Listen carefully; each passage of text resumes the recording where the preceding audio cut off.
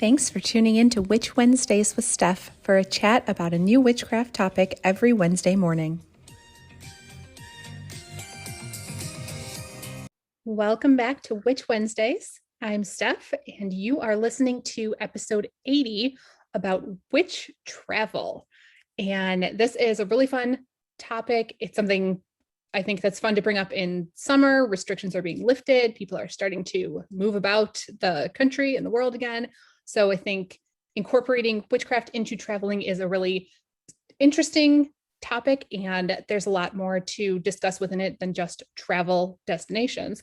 So I actually have a guest here with me today to talk a little bit more about that, who is really an expert in this area. So I am going to let her introduce herself and her business. So please take it away. Thanks for having me, Steph. I appreciate it. I am Debbi Kay with Debbi Kay Travel, and I love to see the world. And I love to help others see the world who really want to see the world. And I've been doing this for a little over 20 years, since 2001. I specialize in your typical beach, fun and sun type of travel, so going to an all-inclusive in the Caribbean. I also specialize in custom trips to Europe.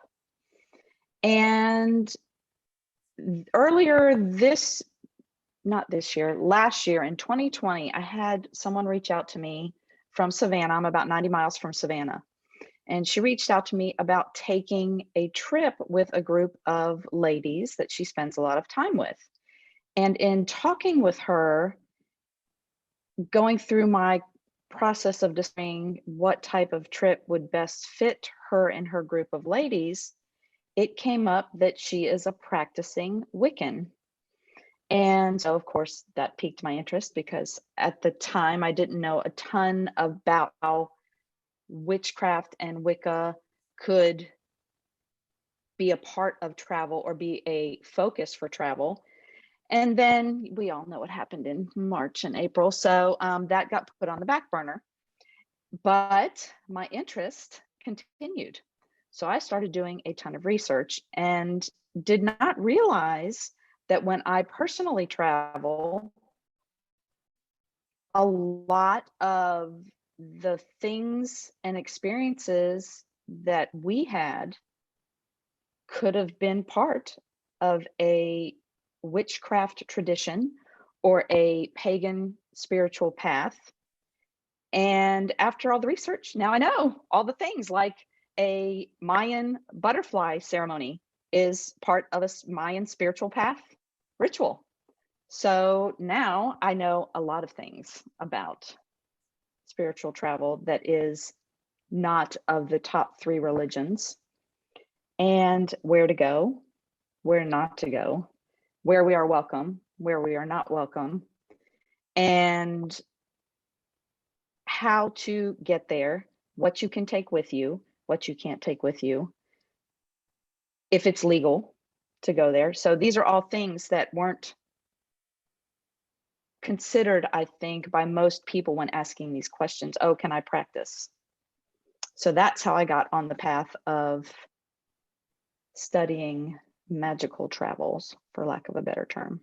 I think that is incredibly interesting, because I don't think it's something that I would have thought about either, just because I'm in Chicago. It's, pretty progressive. You can practice out in the open. It's not, an area where I feel a lot of restriction that I couldn't do something. So it just normally would not occur to me, like, I'm going to this place, I'm going to do something there. Like, I would think that's fine because it's fine where I practice, but it would not even occur to me to be like, wait a minute, I should probably check that I can do all of the things that I want to do in the destination I'm going to. So I think it's great to have somebody like you that you can talk to and plan these things with. So somebody does want to, reach out to you and find you, work with you, where can they find you online, on social media, all of those things?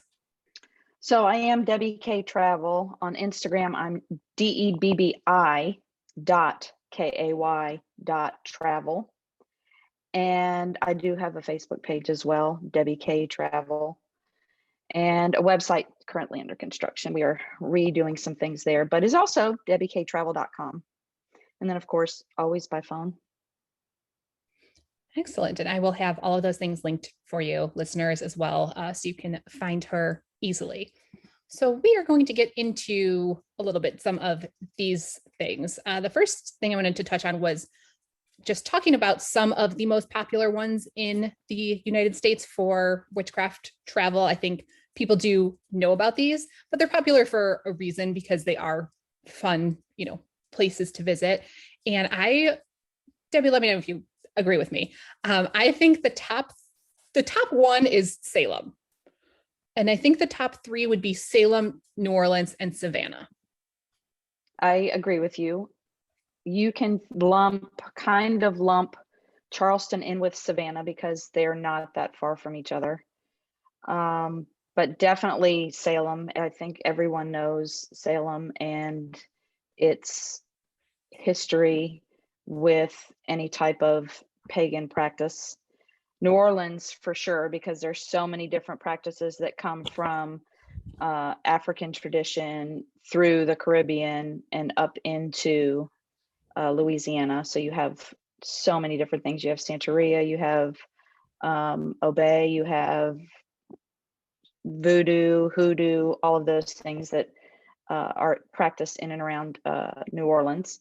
And then Savannah, you have the Savannah Pagan Pride Fest, which is in September, and you have all of its history, which is very similar to New Orleans. So you're true on that one for sure.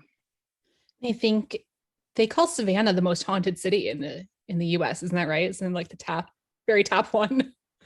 That is true. That is true. I'm about 90 miles from Savannah. So we go there quite often just for a day trip. And so many haunted tours, so many stories. If you've read the book, Midnight in the Garden of Good and Evil, set in Savannah, it's based on history. So first factual events. And there was a lot of, it's nothing for someone to go to a practitioner to get an amulet or a powder or a potion or an oil. So it's very, very deep in the history of Savannah for sure. I think I've been to New Orleans, but I have not been to Salem or Savannah. And I do think that they sound like really interesting places to travel to. I can see why they are so popular as witchcraft destinations. I think there's a lot of history in all of those places.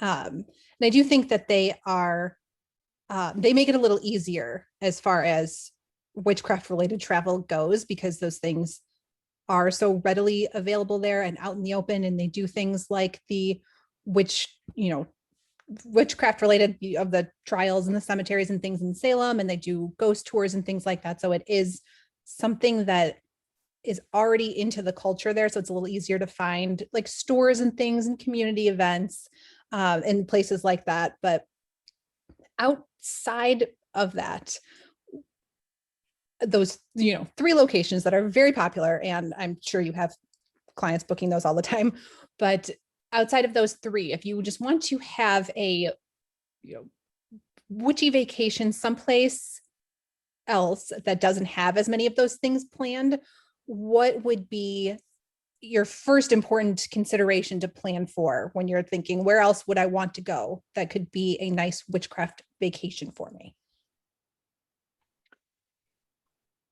If you're just wanting to see witchy things and be in a pagan style environment, that would be considering the region of the country.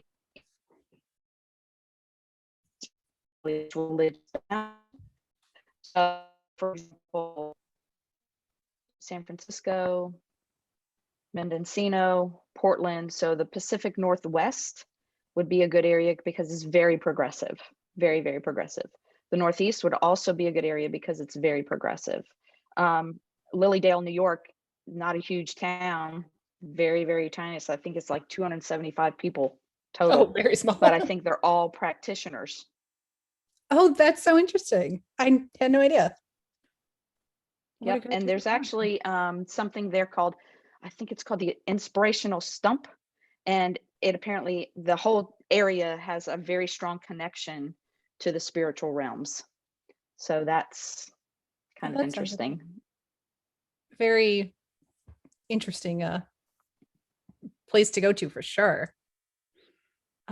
So definitely what know what you want to experience, know what you're trying to get out of the vacation and how open an area in the United States would be towards it. I know the South can be a little tough, I'm sure. That outside of Savannah and New Orleans and things like that. I know witchcraft is a little still in the Bible Belt there. It's a little difficult to be able to practice out in the open like that. That is true. That is true. You don't see people coming. And I think that's what sparked this initial contact. And I would imagine that through the conversations, I was able to make my client feel comfortable in expressing her spiritual practice enough to say, okay, this is what I really want. This is what I'm looking for. You're not going to do or say anything that would make me feel uncomfortable or lead me astray.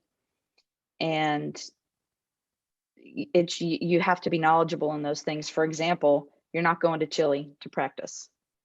You're not going to various parts of Africa to practice. You're not going to Middle Eastern countries and openly practice.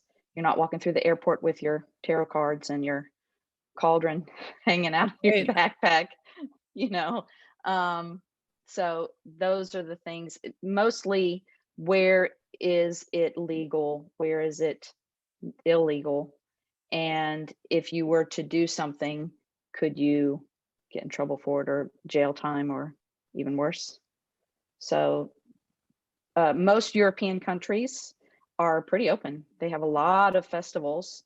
A lot of them use the draw of their pagan history to bring people to areas that they wouldn't normally consider.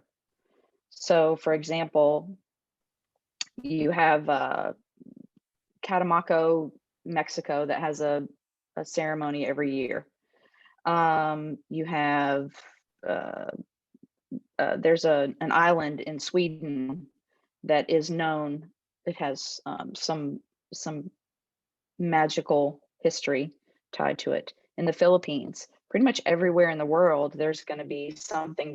You can do a cruise excursion with most cruise lines to Witch's Hill, which is an actual forest that was supposed to be populated by the Fae, and now it's more of a that has kind of fallen to the wayside, that draw, and it's more of a sculpture garden, but still there's that side of it, and it's a common excursion on multiple major cruise lines.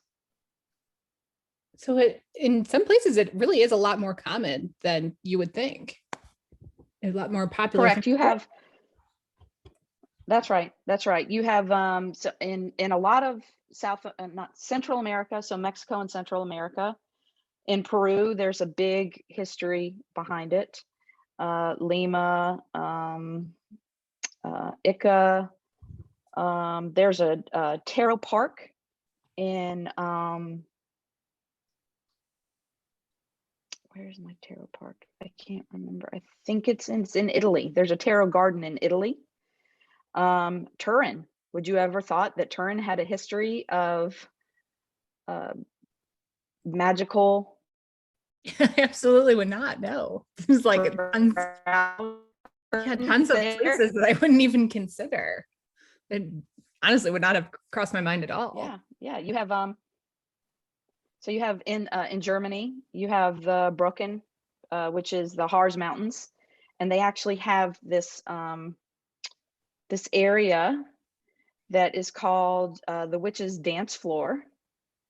That it loosely translates to the Witch's Dance Floor, and that's where the while Purgisnacht is held every year, And so Christian and pagan histories were kind of mixed to celebrate Saint Walpurga. And it also happens around the Sabbath of Beltane. So it's April 30th through May 1st. And it's a huge witch fest, huge witch fest. I You love that. That have sounds like a almost fun one. every city, almost every major city where there's some sort of magical, mystical place, you're going to have a museum that is witchcraft and magical practiced focused. You have Mother Shepton's Cave. You have the Chalice Well, and those are both in England.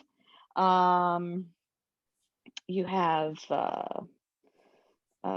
the Buckland Gallery of Witchcraft is in Cleveland, Ohio now. So it's you know, you just never would think that these places would be things until you start looking for them. Now, Cleveland, Ohio is driving distance from me, so I could do that one because There flying you go.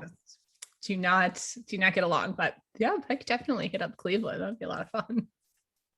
But that's Yep. and then of course there's always Wizarding World down in Florida. oh, I do.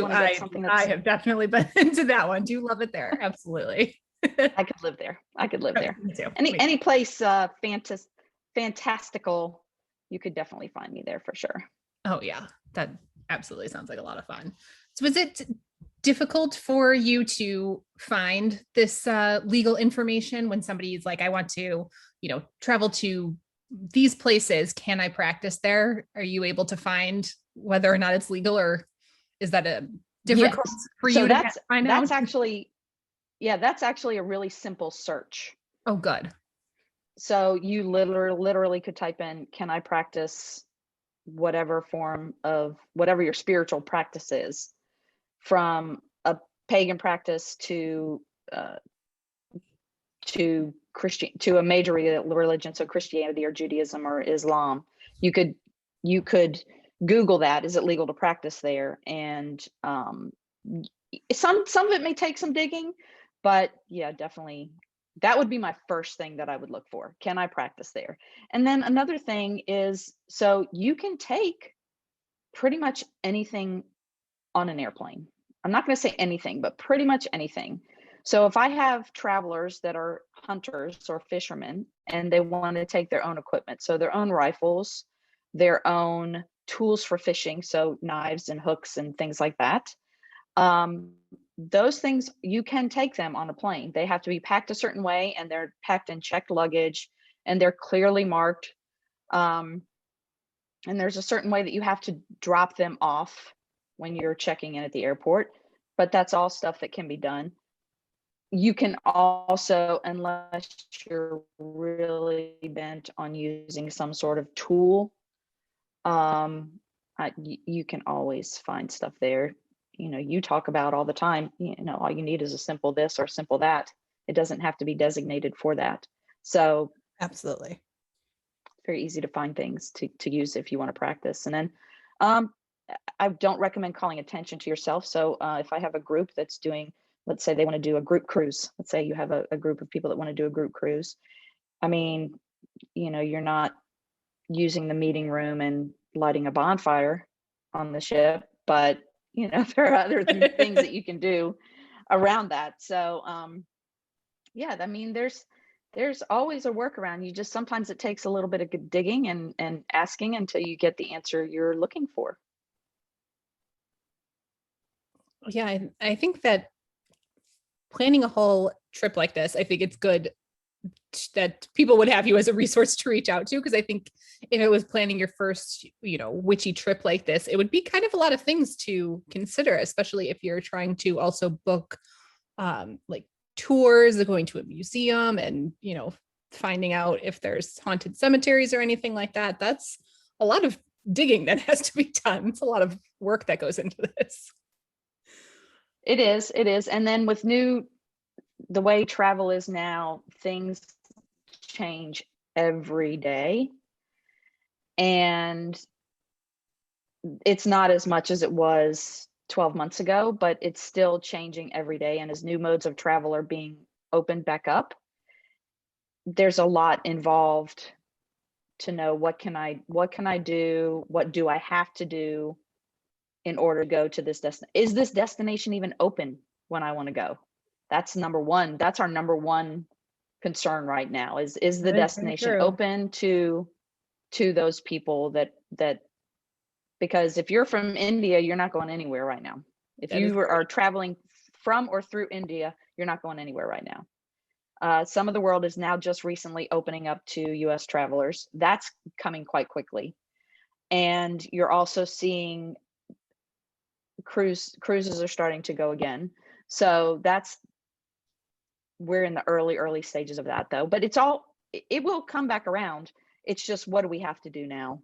What are the requirements? Do I have to wear a mask? Can I go everywhere? I had multiple trips planned for Europe just as recent as May that we had to move because not all destinations on those trips were open. And it's no longer easy to just go from Paris to London, for example. I mean, you're crossing through two sets of border control because London's no longer part of the EU. So, there's other steps that have to be involved from going to one place to the other.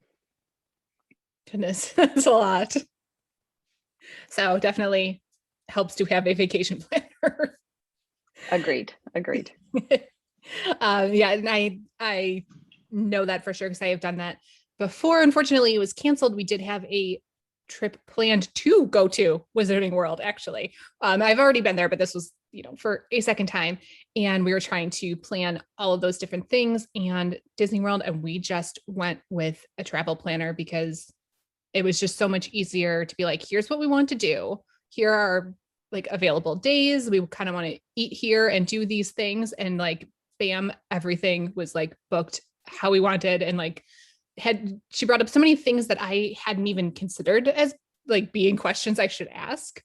I was like, oh, I should probably figure that out, shouldn't I, before we even go. Unfortunately, we had to cancel, and we'll definitely, reschedule and go back down to Wizarding World once everything like opens up. But I just think having somebody else be able to plan all of these things for you and let you know if you want to bring your ritual knife on the plane, here's how you pack it. Here's how you're going to have to tell people that it's in your checked luggage and all of those things. Having somebody else, know those things, know that you even have to do those things and remind you and be able to plan all this for you is just such a help. I can't even express to listeners, if you've never worked with a travel planner before, you absolutely should. It's the only way to do it.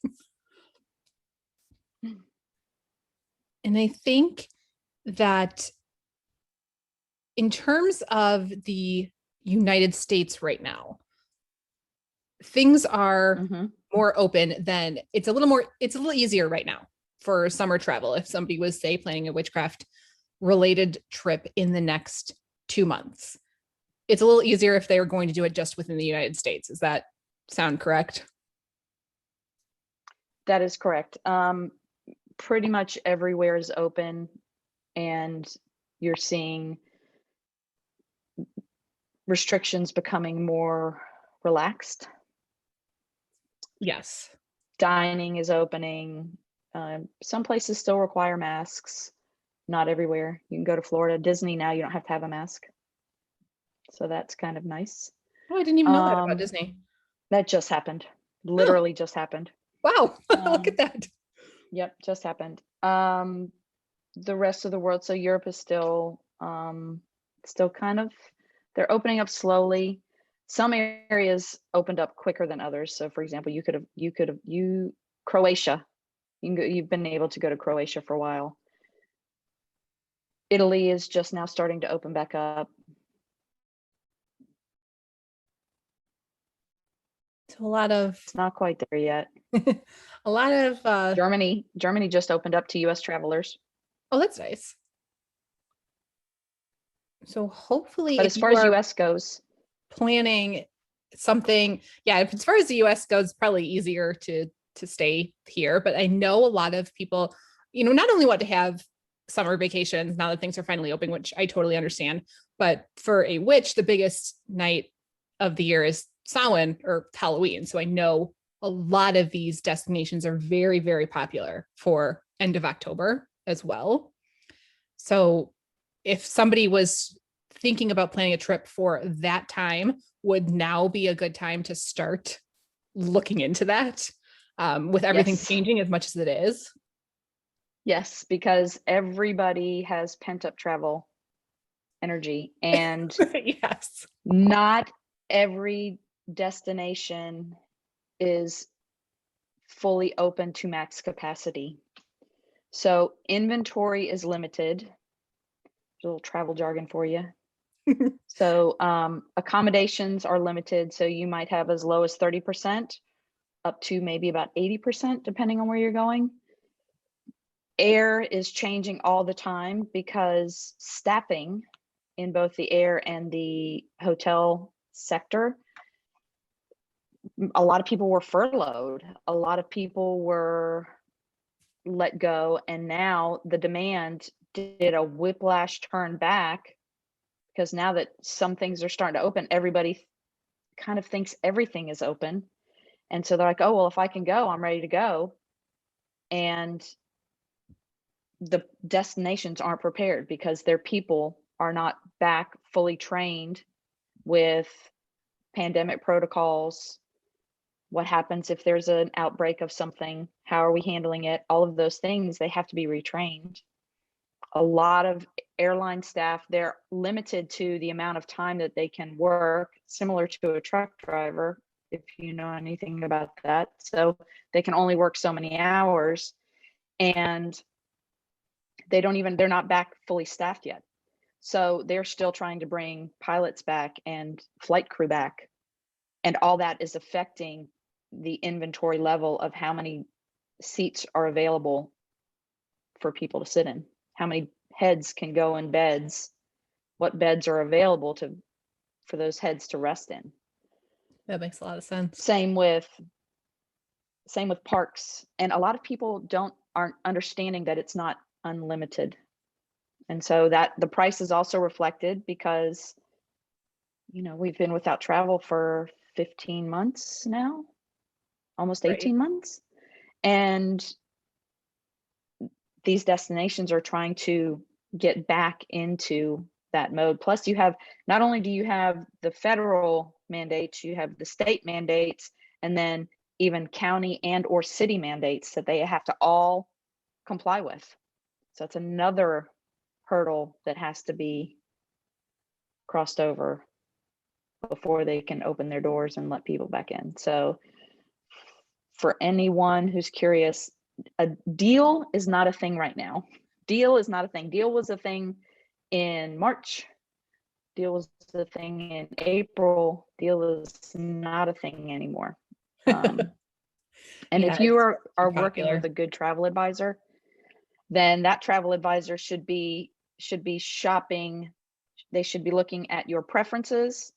They should be looking at the ease of travel, and they should be looking at your price range. And all of those things should be considered when they're building your ideal trip. So trying to build the best trip for you within those parameters. And right now it's a little difficult because things are not the way they were, but everybody wants to go. So let's go. Definitely. But I think so. If somebody has their heart set on going to Salem this year for October 31st, they need to book what they want to book now. I would agree with that. Yes. They need Okay. to get on that to, horse to pretty get quick, especially if it's a destination that is, for example, Halloween Horror Nights is coming back. I know I keep going back to Universal, but Halloween Horror Nights is coming back, and that's going to be capacity limited as of right now. Of course. So yeah, So book it as soon right as you now, book it as soon as you can, or decide that you want to do this. If you're thinking about doing something for the end of October, then really need to jump on that. Because I guess if they're only operating at 30-40% capacity or something like that, then it's just not going to have the number of people that they want to let in be able to get in there. So definitely make your travel plans and considerations.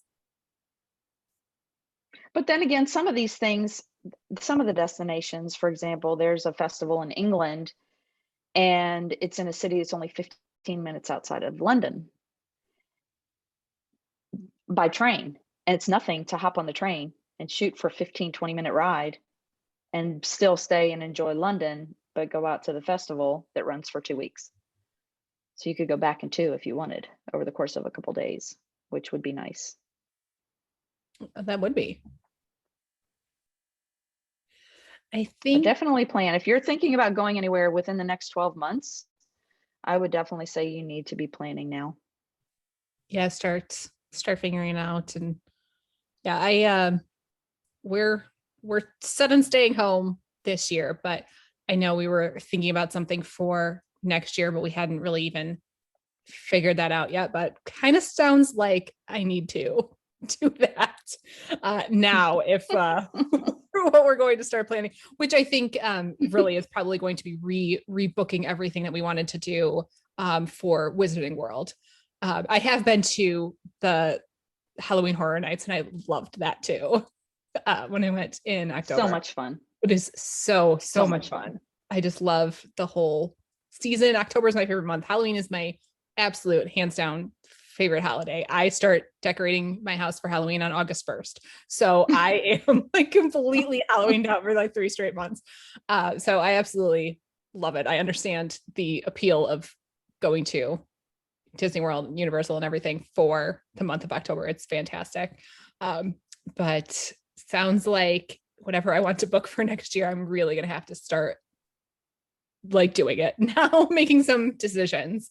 But I absolutely understand that everybody is finally able to get out and do things and they want to be free and do all this travel they missed out on for so long.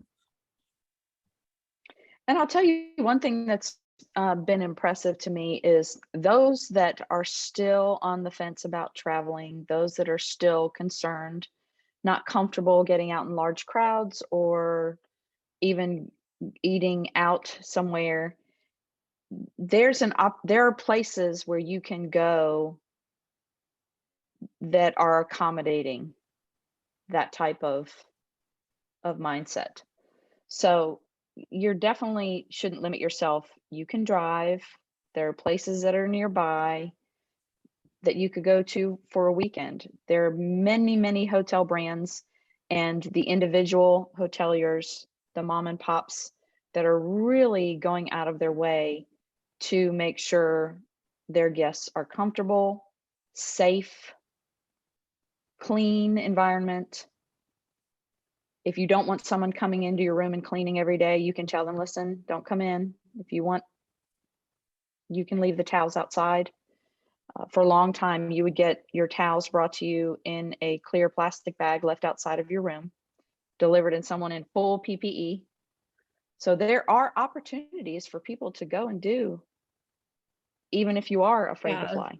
I think you can everybody, get down there pretty easily. All of these companies want you to have a good experience and they have your best interests at heart. Really, they don't want anyone getting sick and leaving bad reviews. Nobody wants that.